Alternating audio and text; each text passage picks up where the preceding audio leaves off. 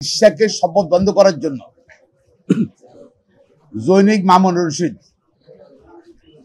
এটা রিট করেছিল তার শপথ এবং রায়কে চ্যালেঞ্জ করে। 2 দিন হয়ে গেলে পরে আজকে মহামান্য সুপ্রিম কোর্টের হাইকোর্ট ডিভিশন রায় দিয়েছে।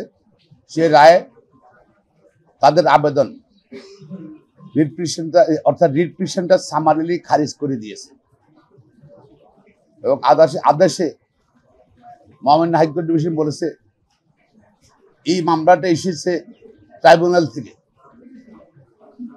কেউ যদি ক্ষতিগ্রস্ত হয়ে থাকে, যদি সে আপিলের ট্রাইব্যুনাল আছে সেখানে যেতে পারে এবং সে ওইটা চ্যালেঞ্জ কেউ করে নাই। আর আইন অনুযায়ী নির্বাচন কমিশন শপথ নিয়েছে এবং আইন উল্লেখ করেছে, নির্বাচন গ্যাজেট করেছে, গ্যাজেট 30 দিনে শপথ হবে ল। এটা চ্যালেঞ্জ করতে হলে ট্রাইব্যুনালে যেতে হবে, যেহেতু পিটিশন কোর্ট ট্রাইব্যুনালে যাননি। আর দ্বিতীয়তে উনার মামলা করার অধিকার নিয়ে অনেক বড় অবজারভেশন দিয়েছে। জনস্বার্থে যে করলে মামলা করতে পারে, তবে সে মামলার ধরন ভিন্ন। পরিবেশ নিয়ে মামলা করে, মানবাধিকার নিয়ে মামলা করতে পারে, মৌলিক অধিকার নিয়ে মামলা করতে পারে, জনস্বার্থে মামলা। এখানে জনস্বার্থের কিছু নাই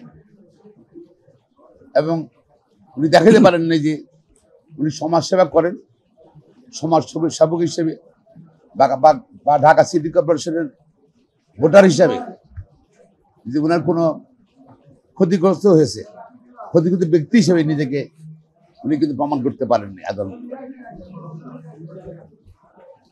আর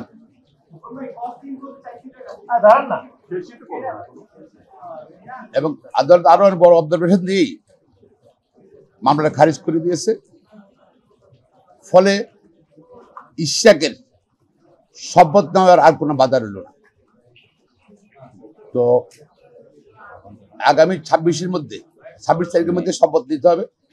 শপথ যদি না দেওয়া হয়, যেহেতু ট্রাইব্যুনালের একটি আদালত, এখন যে কোনো ব্র্যান্ডের পুরাতন এসি বদলে নতুন ওয়ালটন এসিতে উপভোগ করুন 25% ছাড়।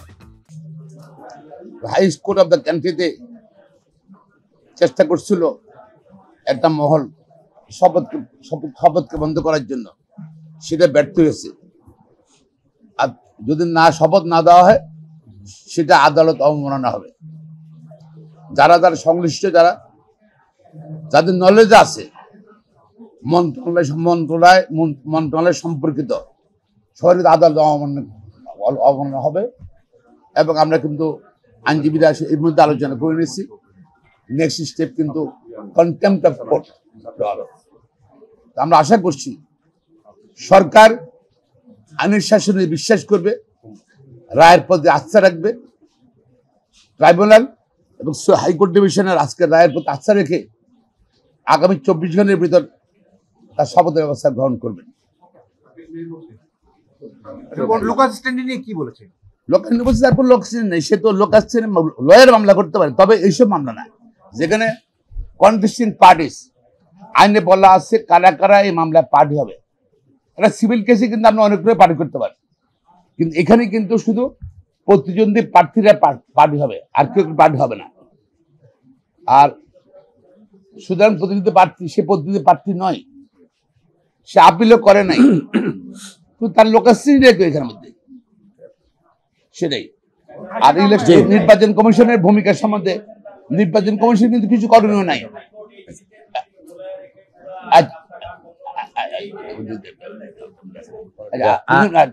নির্বাচন কমিশন কিন্তু গতকাল স্ট্যান্ড করে বলেছে তারা আদালতের নির্দেশ পেলে স্বাধীনতার পরে যতগুলো রায় পেয়েছে সবগুলো তারা কার্যকর করেছে। ইলেকশন কমিশন তো পার্টি না, এখানে মানে প্রতিদ্বন্দ্বী না, এর জন্য তারা কন্টেস্ট করে না। গতকাল পর দেখেছি কোনো আইনি জটিলতা নেই।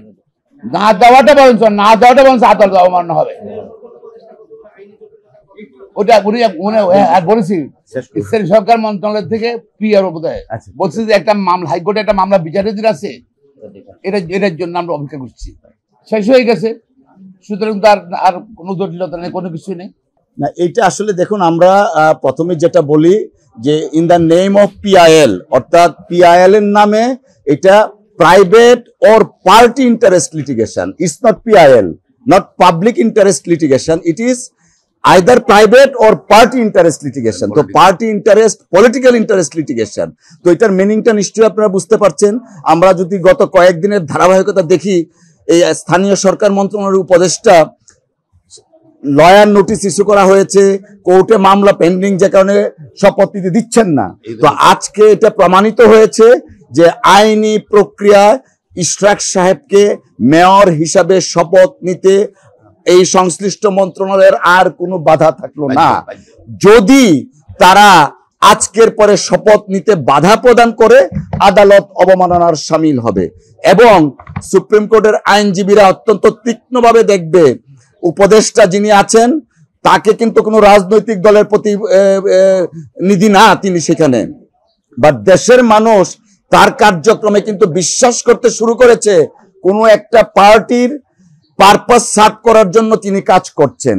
দেশের মানুষ সেইটাও বুঝতেছে যে কোনো গোষ্ঠী, পার্টি, পলিটিক্যাল পার্টির পারপাসটা সার্ভ করছেন।